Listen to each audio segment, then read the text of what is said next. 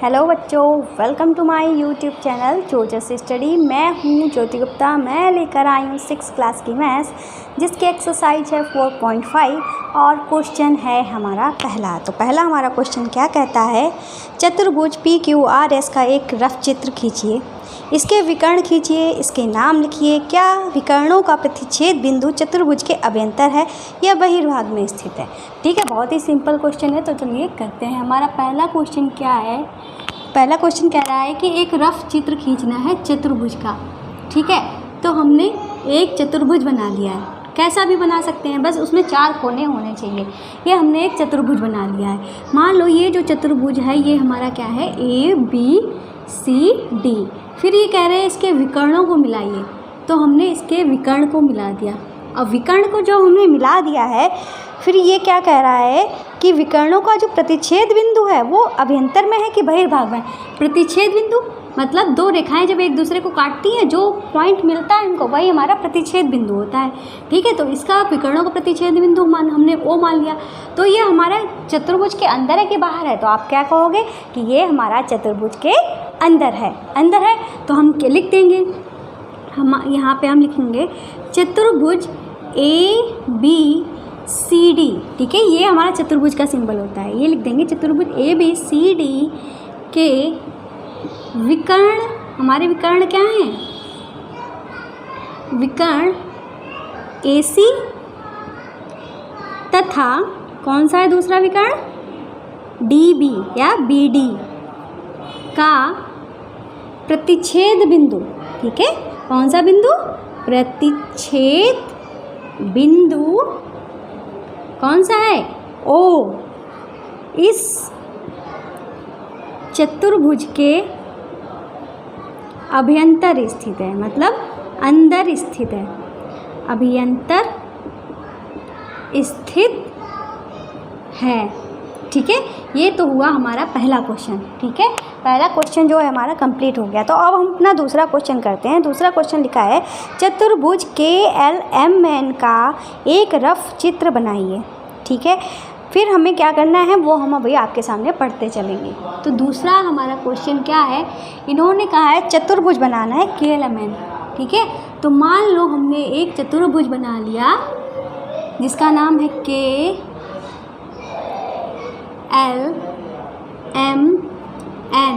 ये हमारा चतुर्भुज है। अब ये कह रहे हैं सम्मुख भुजाओं के 2 युग्म बताने हैं। ठीक है, सम्मुख भुजाओं के 2 युग्म बताने हैं। ठीक है, तो सम्मुख भुजाएं, ये हमारी भुजा और ये हमारी भुजा, ये जो आमने सामने की जो भुजाएं होती हैं उनका युग्म बताना है। तो पहला जो हमारा A वाला पॉइंट हो जाएगा, हम यहाँ पे लिख देंगे सम्मुख भुजाएं। ठीक है, क्या लिख देंगे, सम्मुख भुजाएं। तो सम्मुख भुजाएं हमारी क्या हो जाएंगी, MN, और इसकी सम्मुख भुजा क्या है, LK। ठीक है, MN लिखा है तो LK लिख दो, LK। और 2 बतानी है, दूसरी हमारी क्या हो जाएगी, NK। NK की सामने की भुजा कौन सी है हमारी, NK की सामने की भुजा हमारी क्या है, ML। ठीक है, ये तो हुआ हमारा पहला क्वेश्चन। अब दूसरा क्वेश्चन हमारा क्या कह रहा है, ये कह रहा है सम्मुख कोणों के 2 युग्म लिखने हैं। ठीक है, सम्मुख कोण मतलब आमने सामने के कोण। ठीक है, तो हम यहाँ पे लिख देंगे सम्मुख कोण। ठीक है, सम्मुख कोण।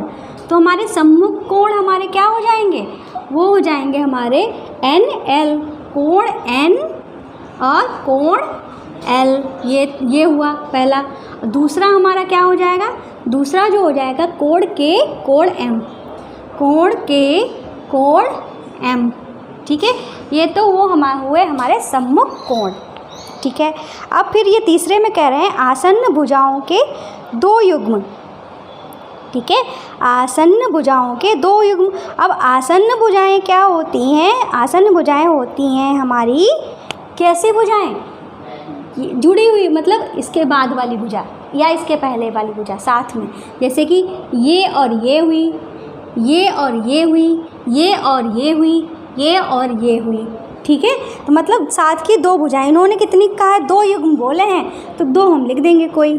ठीक है, तो चाहे तो ये और ये ले लो। ठीक है, तो क्या हो जाएगा, हम यहाँ पे लिख देंगे आसन्न भुजाएं। आसन्न भुजाएं।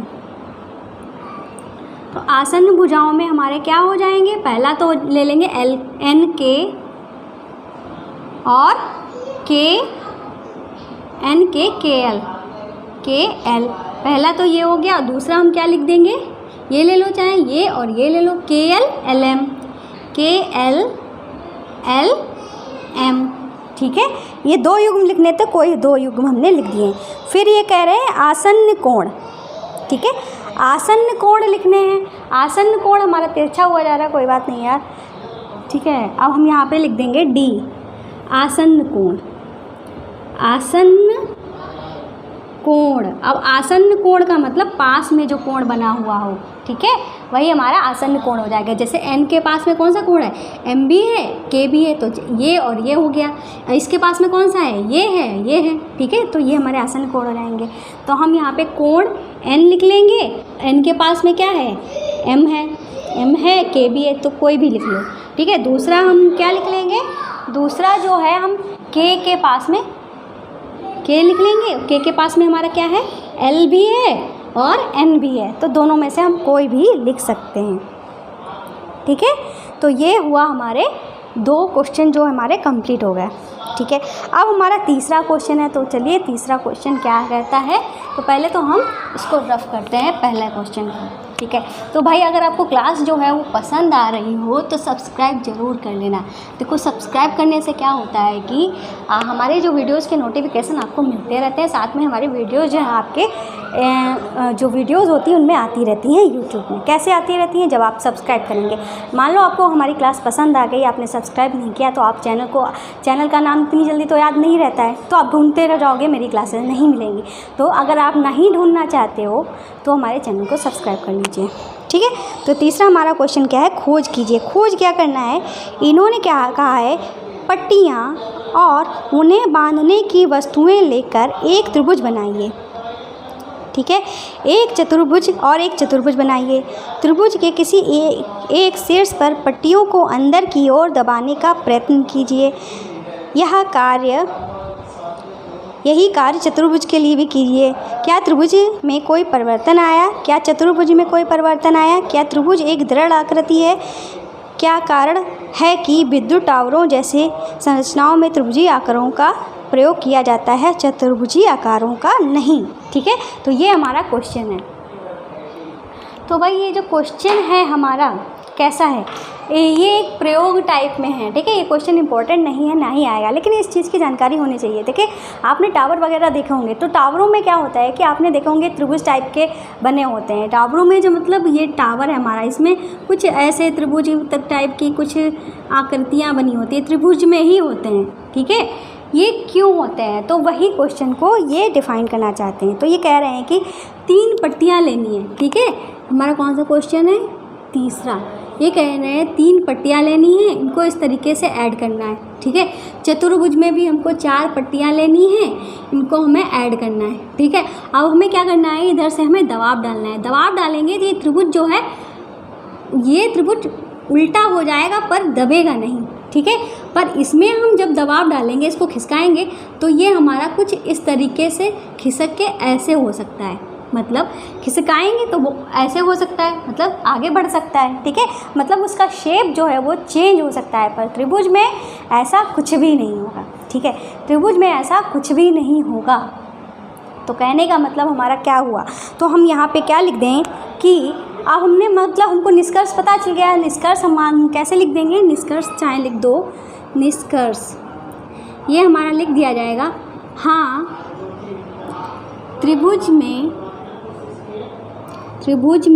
ये हमारा त्रिभुज लिखा हुआ है, त्रिभुज में कोई परिवर्तन नहीं हुआ। ठीक है, त्रिभुज में कोई परिवर्तन नहीं हुआ, परंतु चतुर्भुज में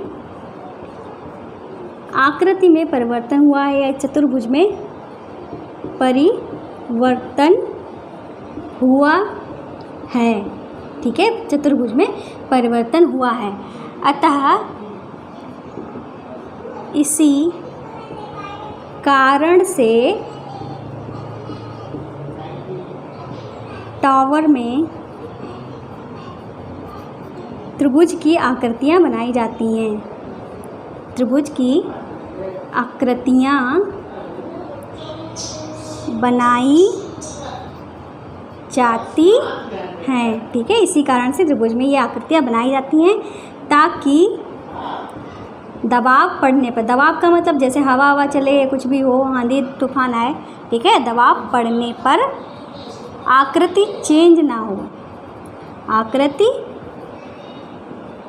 परिवर्तित ना हो, परिवर्तित ना हो, ठीक है। इसलिए ये सब किया जाता है, ठीक है। क्यों ये टावर में हमारे त्रिभुज बनाए जाते हैं? ताकि अगर दबाव पड़े भी, आंधी तूफान आए भी, तो भी इनकी आकृति चेंज ना हो। अगर ये चतुर्भुज के शेप में रख दिया था तो सारे चतुर्भुज का शेप चेंज हो जाता, फिर समझ लो क्या क्या आफत आ सकती थी, ठीक है। तो इस तरीके से ये चैप्टर जो है वो हमारा कंप्लीट हुआ।